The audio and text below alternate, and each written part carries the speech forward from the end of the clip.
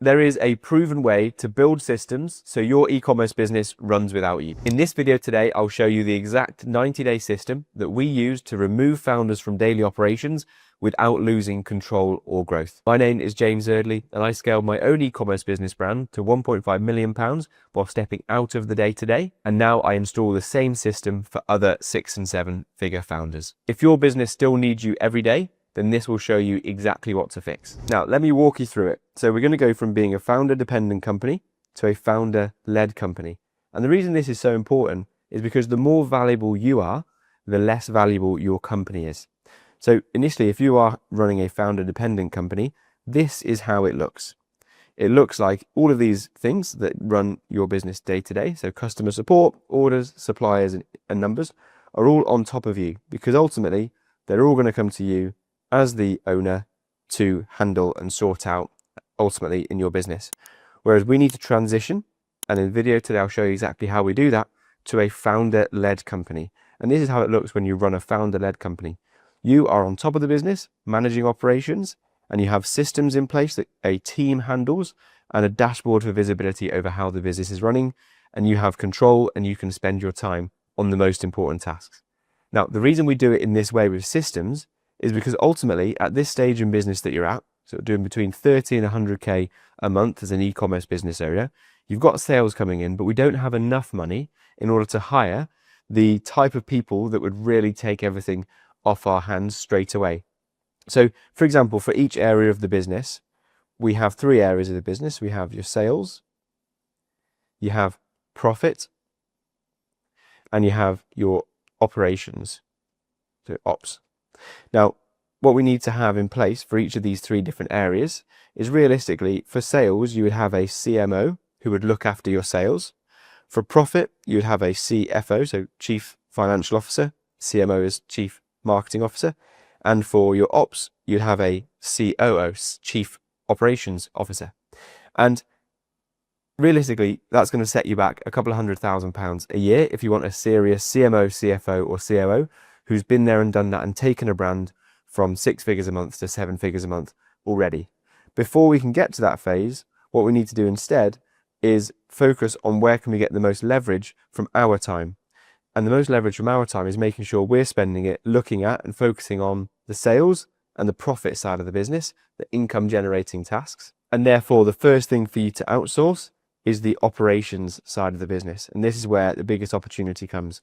So instead of hiring a COO, what we're going to do instead is put the right systems in place that does the job of a COO initially, so that your operations can run independently of you. Now, let me walk you through exactly how we do that. And that is the 90-day founder transition that I've done for my own business, and I've now done for multiple other e-commerce businesses to take founders out of the day-to-day. And this is the process you'd need to go through to take yourself out of the daily operations to focus on the most important tasks. So there are 3 phases. Phase 1 is to let go. Phase 2 is to get clarity. And phase 3 is to level up. So the first phase is all about auditing. So it's all about just finding out, where are we right now? How does the business currently run? How do we get customers? How do we service those customers? We need to get a handle on how it's done at the moment. Phase 2 is about getting clarity. And that's about putting in the systems, documenting how things work, and putting in the people to take over those systems as part of phase 2. And then phase 3, to level up, is about getting visibility over how things are working, how the business is running, so that you, as the founder, can focus on pulling the most important levers. And that's how you step out of the business as a founder in 3 simple steps. So let me go through each of those now so you know exactly how to do that. Phase 1, letting go. This is the audit phase that we talked about. And this is where we need to understand, how is your time currently spent? Now, when I speak to founders, what I find out is that a lot of their time is being spent on the day-to-day running of the business. So just the operations, things that matter today, but won't matter tomorrow. So for example, that would be things like customer service, handling invoices, handling individual operations, returns even. And so what their time looks like in the way that they spend their business is 80% of the pie chart of their time is spent on operations. And then it's the leftover time, if they get any in the day, that is then able to be allocated towards growth tasks. So it looks like 80% of their time is on operations and only 20% of their time, unfortunately, is on growth. And that is what we initially get a handle on. What are the things that are taking their time? What is it that's taking them away from the growth tasks? So spend some time getting intentional on how you're spending your time. Perhaps it's customer support, order processing, you're getting involved in that. Are you getting involved in the finance and the admin side of things, or marketing support tasks? Where is it your time is being spent on day-to-day operations rather than thinking about growth and learning how to grow your business beyond where you're at today? Now, once we've got a good handle on that, we can then move on to phase 2, which is clarity. And this is how we start to put in place systems and teams to take on over the day-to-day operations. The first step of phase 2 is to sit down and co-design between myself and the founder, how are we going to make sure that you're spending your time on the most important tasks, not doing the things that you simply shouldn't be doing. So we find out and we write down for this particular business, and it's always quite similar with an e-commerce business, what should you be doing with your time as a founder? Now, you'll probably know this deep down, that there are a few things that really matter to you and your business, and they are the growth levers. They are the things that you can pull to make a big difference to growing your business. For e-commerce, a lot of the time, the ads that you're running or the conversion rate optimization on your site, you have an oversight on the projects that are ongoing there. That's where your time should be spent. Partnerships, whether that's with suppliers or key people in your supply chain. And then it's things like the product direction and what direction do you want to take your business? How can you improve the products and the range that you've got on your business? Things that you should be doing. And then there are things that you should absolutely not be doing, and we should get really clear on the highest priority things to be handing away straight away. Those will be things like looking at individual orders, answering customer emails, chasing suppliers, and even daily number checking and looking at your numbers every single day in a way that's not organized and hasn't got good visibility anyway. So the next step to do that is we're now going to put in place SOPs that aren't just documents, they actually remove decisions day to day. So for every type of scenario, we're going to realize, how do you act as a founder when you're currently taking that situation, and how do you want other people to act? And if you've got a well-organized SOP and a series of SOPs, it means that things will get done in the way you like it without you doing it yourself. So an example of this, let me just walk you through this. So for example, if you have a situation that you need to map out, the first one that we'll talk about is when a customer calls in to ask, where is my order? Let's think about how you handle that situation and put it into a decision tree that you can remove. So when a customer calls in for an order, there are 3 different types of scenarios. You check it might be dispatched already, and therefore you just send over the tracking, make sure that's been sent to the customer.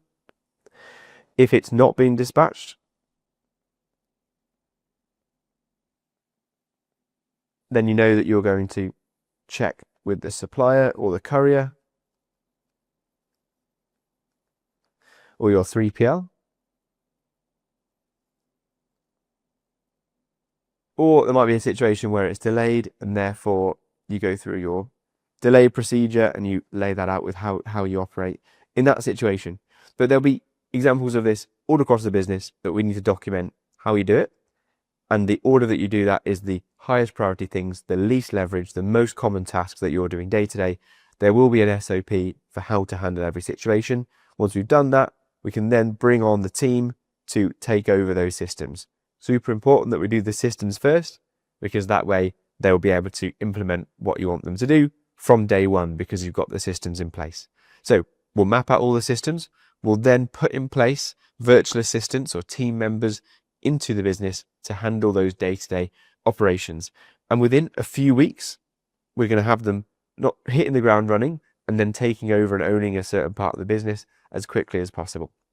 Initially, week 1, we're just going to be getting them to shadow and go through the systems and get an idea of how things work. Maybe watch a few Loom videos to see how the business runs so far. Week 2, we're going to get them to execute on that and get them in at the deep end in a positive way and get them working on the business quickly. And then week 3, we're going to make sure and check to see, is their understanding good? Are the standards good? And therefore we know that they are settled in and can handle those systems without us being involved. Once you've got that, it's then all about how can we give you the visibility and ownership over the business, and making sure that your team members have ownership over their areas of the business and the systems that they put in place. At this stage, we like to put in a dashboard or a very clear way of tracking the targets that you've set for your team members. And therefore, it's your job just to really pull in the information that your team give you about their areas of the business, and you have a really good visibility over how the business works. And that's step 2. We've now outsourced. This is where it gets to the point where you can see visibly in the founder the sigh of relief as they've given things away and things are being done to a higher standard, and they just have visibility over how it's all been done. They haven't lost control. Now we can move on to the final phase, phase 3, which is how we level up from this situation. And this is come about because we've realized that systems and setting up systems in a business is not a set and forget exercise. There's still going to be things that make their way through to the founder. Now, that is not a mistake. Every time that happens and something still comes to the founder, it's just a signal for where we need to improve systems or put new rules in place. Let me walk you through an example of what happens in this final phase to make sure that your time is being spent most effectively. We think about what is still coming to you as the founder, and maybe an example of that is you're still being asked to give your opinion on a refund edge case. And for whatever reason, your person in place doesn't quite know how to handle a certain situation where a customer has asked for a refund and it doesn't quite fit inside the refund policy. And so they've come to you to get really clear on how that works. So we need to work out, why does this still happen? So for that example, there's probably not a rule in the returns policy that tells us how do we actually handle that situation. And so we've got a very quick system fix to input the rule into their SOP, and suddenly, before you know it, we fixed it once, and that is never going to go back onto your plate as a founder ever again. So what this looks like in practice after you've done this exercise and you've been through these 3 phases is that suddenly you are only doing that for a very small handful of things, and maybe 5% of your time is spent mopping up these operations that aren't quite handled first time around. For whatever reason, we need to install another rule, and so 5% of your time is handling those operations to get them clear and finalized, and so the team knows exactly how to act. And the rest of your time can be spent on growth tasks. And this is where every founder wants to be, because they start to enjoy running their business again. Every day they wake up and they're excited. How can they grow their business? And suddenly we're back to 95% of their time on growth tasks rather than operations. And think about you and your business. If you could spend 95% of your time purely thinking about scaling and growing your business and taking actions that grow the business to the next level, how quickly could you grow? How big could you grow your business if your time was spent on the most important tasks? And that's the most exciting thing about all of this, is you think about the level of leverage that you'll get when you're spending your time on the things that matter and you've outsourced the day-to-day operations. So it's a hugely critical part of your business that you need to take away from you, because your time is the single biggest and most important asset for your business to continue to grow. So with that said, I hope you've enjoyed the video today. If you want help in putting the right team in place and the right systems and going through this 90-day system in order to get yourself out of the day-to-day operations and focusing your time on the growth tasks, then you can feel free to book a call with the link in the description, and I can walk you through exactly how this would look for your business. I hope you've enjoyed the video today, and I'll catch you in the next one.